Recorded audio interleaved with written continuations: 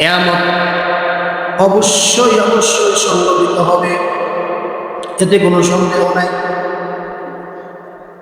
আর কিয়ামতের দিন আল্লাহ রাব্বুল আলামিন আদম আলাইহিস সালাম থেকে শুরু করে আমাদের নবী মুহাম্মদুর রাসূলুল্লাহ সাল্লাল্লাহু আলাইহি ওয়াসাল্লাম পর্যন্ত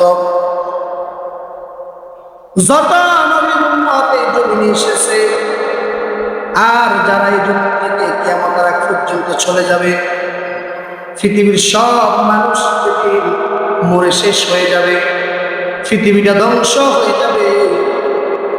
আর এরপরে আল্লাহ রাব্বুল আলামিন কিয়ামত সংগঠিত করে ফেলবেন।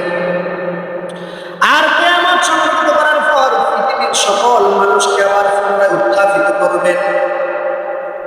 পুনরায় উত্থাপিত করার পর হাসরের ময়দানে সবার বিচার কার্যকলাপ শুরু করবেন।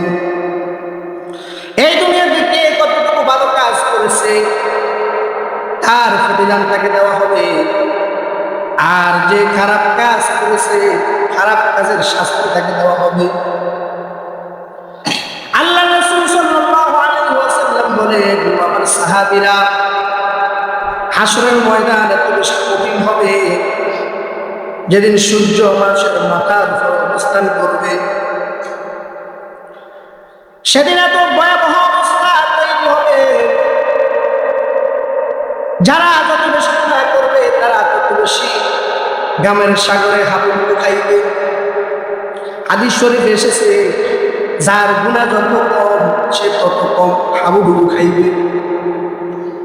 হাদিস শরীফে উল্লেখ এসেছে, কারো হাঁটু পর্যন্ত তারা গামের মধ্যে হাবুডুবু খাইবে, কেউ কোমর পর্যন্ত হাবুডুবু খাইবে, কেউ মাথা পর্যন্ত হাবুডুবু খাইবে। এত ভয়াবহ অবস্থা সেদিন তৈরি হবে। আর সব মানুষ বলবে, ইয়া নাফসি ইয়া নাফসি, নিজেকে নিয়েই ব্যস্ত থাকবে। সেদিন কেউ কারো পরিচয় দিবে না, ছেলে মার পরিচয় দিবে না, মা ছেলের পরিচয় দিবে না, নেতা কর্মীদের পরিচয় দিবে না, কর্মী নেতাদের পরিচয় দিবে না, পৃথিবীর কোন মানুষ সেই দিন কারো পরিচয় কেউ দিবে না, কেউ কাউকে চিনবে না। সেই মুসিবতের দিন হাসরের মাঠে আল্লাহ রাব্বুল আলামিন 7 শ্রেণীর মানুষকে তার আরশের ছায়ায় স্থান দেবেন। সেই 7 শ্রেণীর মানুষ কারা, তাদেরকে আমরা চিনা দরকার আছে না নাই? আল্লাহ রাসূল সাল্লাল্লাহু আলাইহি ওয়াসাল্লাম হাদিস শরীফে বলেন, عن أبي هريرة رضي الله تعالى عنه عن النبي صلى الله عليه وسلم قال, বিশিষ্ট সাহাবী হযরত আবু হুরায়রা রাদিয়াল্লাহু তাআলা আনহু বর্ণিত, তিনি বলেন, রাসূল সাল্লাল্লাহু আলাইহি ওয়াসাল্লাম বলেছেন, সাবআতু ইউহিল্লুহুমুল্লাহু ফি দিল্লিহি ইয়াওমা লা দিল্লা ইল্লা হাসরের ময়দান, হাসরের ময়দানে আল্লাহর রহমত ছাড়া কোনো ছায়া থাকবে না। সেদিন আল্লাহ রাব্বুল আলামিন 7 শ্রেণীর মানুষকে তার আরশের ছায়ায় স্থান দিবেন। আর তারা হলো, এক নম্বর হলো আল ইমামুল আদিল। আল ইমামুল আদিল বলতে ন্যায়পরায়ণ শাসককে বোঝানো হয়েছে, যিনি মানুষের উপর কর্তৃত্ববান, যাকে ক্ষমতা দেওয়া হয়েছে, যাকে নেতা বানানো হয়েছে, যাকে রাজত্ব দেওয়া হয়েছে, তাকেই বলা হয় আল ইমামুল আদিল, ন্যায়পরায়ণ শাসক।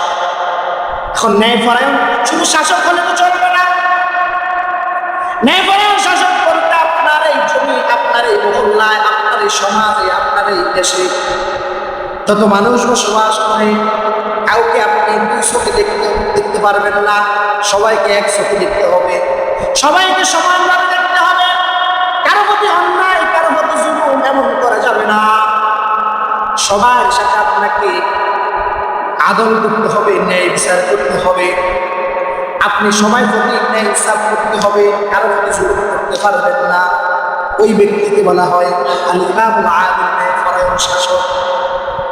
আচ্ছা বলেন তো, আমাদের এই দেশে ন্যায়পরায়ণ শাসক আছে?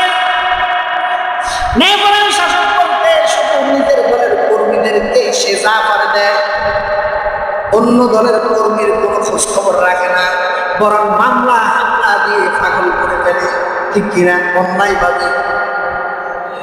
তাহলে আপনি যদি হাসরের ময়দানে আল্লাহর আরশের ছায়া পেতে হয়, আর তাহলে আপনাকে আল্লাহ যদি ক্ষমতা দেয়, আপনাকে হতে হবে আল ইমাম আদিল ন্যায়পরায়ণ শাসক। যেই শাসকের কাছে সবাই নিরাপদ থাকবে, কেউ নিরাপদ থাকবে না। যে শাসক কারো প্রতি অন্যায়ভাবে জুলুম করবে না, যে শাসক কারো প্রতি অন্যায়ভাবে নির্যাতন করবে না, যেই শাসক অন্যায়ভাবে কাউকে মারবে না, কাউকে কষ্ট দিবে না, সেই শাসকের নাম হলো আল ইমাম আদিল ন্যায়পরায়ণ শাসক। তাহলে এই জমিনে যারা ন্যায়পরায়ণ শাসক, যারা তাদের জনগণের প্রতি কখনো জুলুম করে নাই, হাসরের ময়দানে তাদেরকে আল্লাহ আরশের ছায়া তলায় স্থান দিবেন। সুবহানাল্লাহ।